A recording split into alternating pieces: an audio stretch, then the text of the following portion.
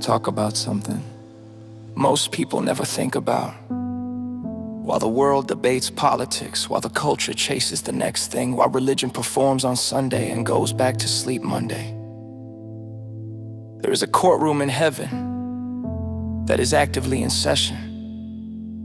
A high priest with wounded hands still standing between the law that condemns and the soul that needs covering. That's not history. That's now. In the sanctuary, he still pleads for me. Blood on the mercy seat, grace where judgment speaks. I should have been gone, but he stood in between. Law in the ark, but the Lamb covers me. In the sanctuary, my high priest lives. Heaven still open, while mercy still gives. Let me take this past the surface of the religious conversation, past the performance and the politics of denomination, past the opinions dressed in doctrine without foundation, deep enough to reach the actual revelation that the sanctuary message carries. Because this ain't just ancient architecture or a theological complaint against tradition. This is heaven's blueprint of how the problem of sin gets handled, the imprint of mercy over judgment drawn in gold and blood before the earth was formed. Genesis already had the lamb in the structure. When the first blood hit the mud in Eden, it was prophecy, not punishment. The bud of what would bloom at Calvary was already spoken in the garments Yahweh made when Adam stood broken before him. Every sacrifice after was a token of the one that heaven had already chosen. The altar was a sermon preached in smoke and flame. Every lamb was pointing to the one who came to be both sacrifice and priest, not just a name on a doctrinal statement. The whole redemption game changed when he walked into the heavenly court, not with the blood of bulls, with his own, the sort of intercession that the earthly system was a report on, shadow pointing to the substance. That's the import. Hebrews documented what the earthly pattern meant, shadow of the real thing. Every article was sent as a lesson, candlestick, bread, incense, the rent, veil, all of it curriculum, all of it intent on teaching what was happening above. Moses saw the original, built the copy, and the law inside the ark told the story of what draws the line between the holy and the flaw of human nature.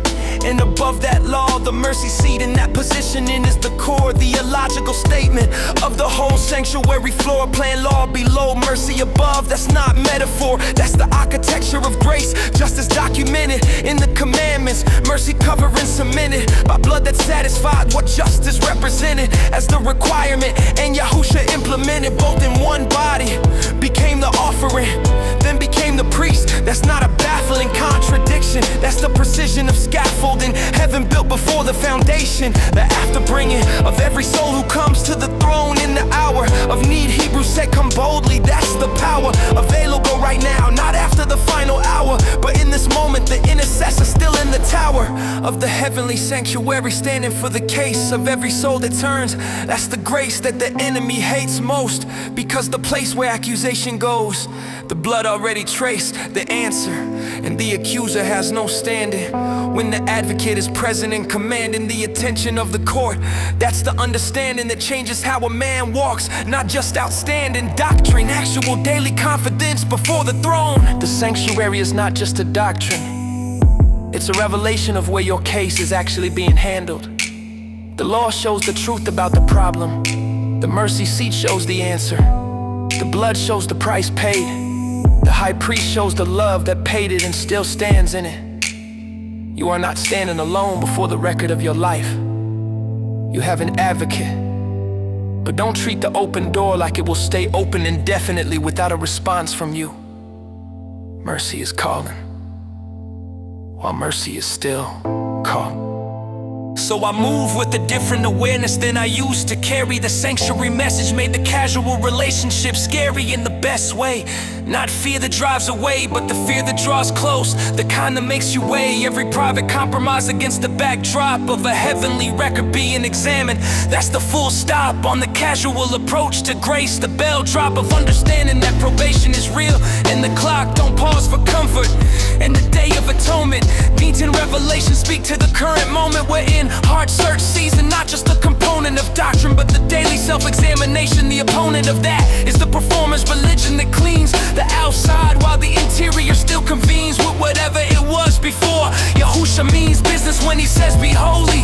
That between the claim and the character is where the sanctuary message cuts. Search me out, well that's the primary prayer of the soul that understands the visionary picture of what's happening above. Extraordinary mercy still open, priest still interceding, names still being processed, still bleeding for souls who turn, still pleading with the Father, still succeeding in the work that started at the cross and moves through the sanctuary to its conclusion that removes every excuse for passivity. The news from heaven is urgent, respond while mercy proves its patience by remaining open. Come while the priest is pleading before the sum of probationary time reaches its outcome and mercy closes. That's not fear, that's the drum beat of love saying come now, come clean, come with nothing, come while you've seen the door still open. Come to the mercy seat between the law that convicts and the blood that intervene. In the sanctuary, he still pleads for me. Blood on the mercy seat, grace where judgment speaks. I should have been gone, but he stood in between. Law and the ark, but the lamb covers me. In the sanctuary, my high priest lives. Heaven still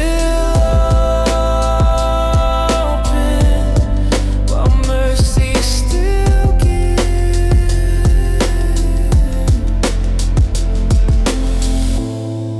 Come while the door is open, come while the priest is pleading. Heaven's still open. Your help is not in man, your hope is not in systems. Your case is before the throne and Yahusha still lives to make intercession. The blood still speaks, the mercy seat still answers. The door is still open. Come while mercy is calling. That's the most urgent thing happening in the universe right now.